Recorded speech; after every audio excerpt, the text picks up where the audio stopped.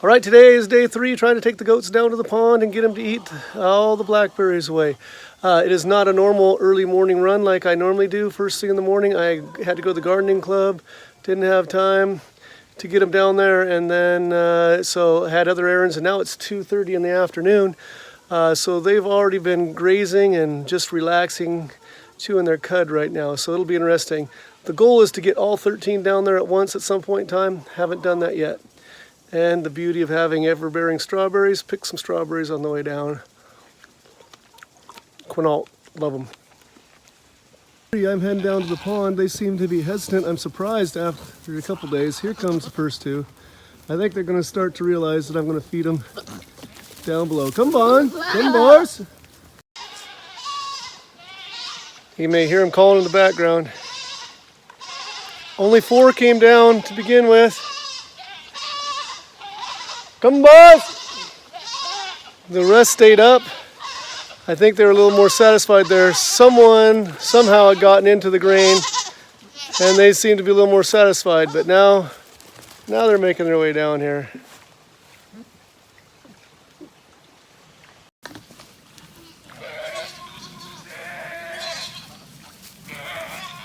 About 7 minutes later, here comes Ginger and her 2 girls. So we're getting our total up. Oh, another one coming behind. Penelope's coming. A year later, girl. Ginger's gonna come over and look for the grain, but you're too late, Ginger. It's all gone.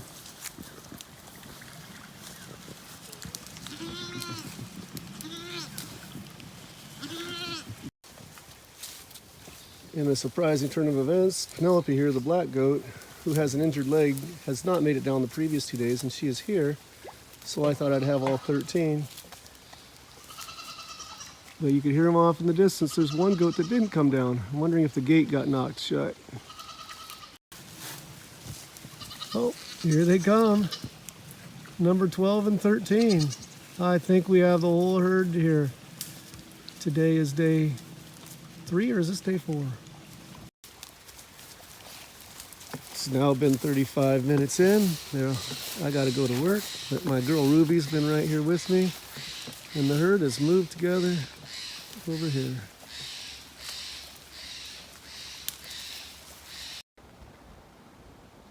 Okay, I did not do a good job of keeping them close enough. The pond is way down there. Some of them were grazing and worked their way up outside the fence over here. And now they've got to go all the way back down to the pond. And when I came up, they weren't with me and come through this gate. So they're creating quite the hassle to get them back in because I didn't keep them all close to me. Was not surprised that this would happen eventually, but you know, I just got to where they'd come down with me. I didn't think they'd wander up the hillside in a different area. I just came down, I dropped the grain, they already knocked over the chair they put it on. But I think today is day 4, and I think this is the first time that all 13 came down immediately. They now recognize this as a happy place. Let's see if the fish are ready to feed on this corner of the pond.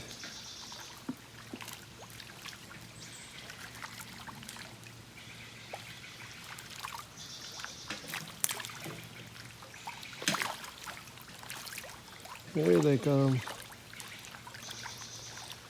Fingerlings I bought a while back are, I'd say, 4 or 5 inches long now.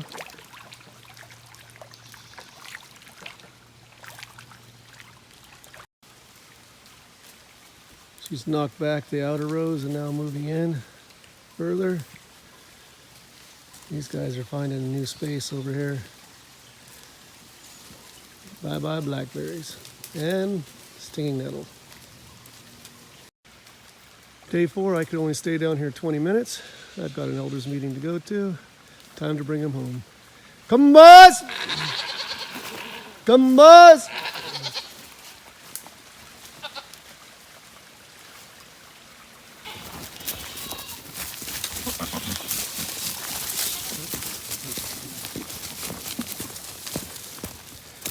You can see they know the way. I don't have to lead them. Here we are, instead of fighting to get them all down here, they all beat me down to the spot.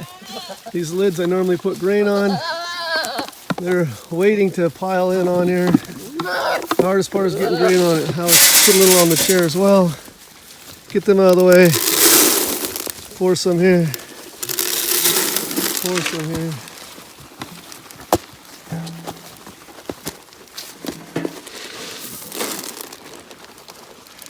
Drop some on the back of Cannon's head there.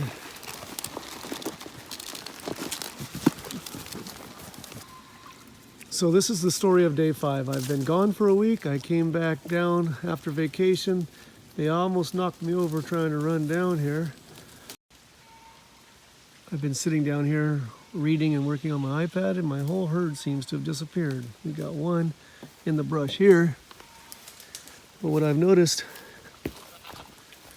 is the easy stuff, they've picked off all the leaves on the outside briars here, so they got to get deeper in to get it. So the easier stuff is on the ground over here. So instead of doing the area I want, they're going down an old logging road, which is great if they're clearing that out too. Come on back down here, guys. Work down here. These guys are up on the hill. That's the last place I want them. Not because I don't want this hillside cleared out. Where is he? I think they're in there. But they tend to work their way uphill, not downhill, and they'll get on the wrong side of the fence. And then I got to work them all the way back around to get them back through the gate. So I want to keep them down here. Yeah, you guys came back.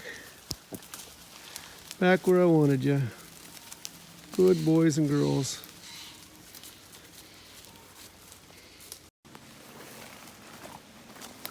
As I go back to my seat over there, I'll just clip off a couple of these. I know they're doing the work, it's supposed to be, but the leafless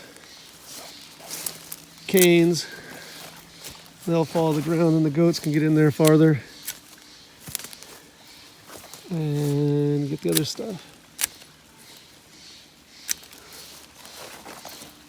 Yeah, but I am done with my reading and I got other things to work on, so I'm going to have to bring them up now.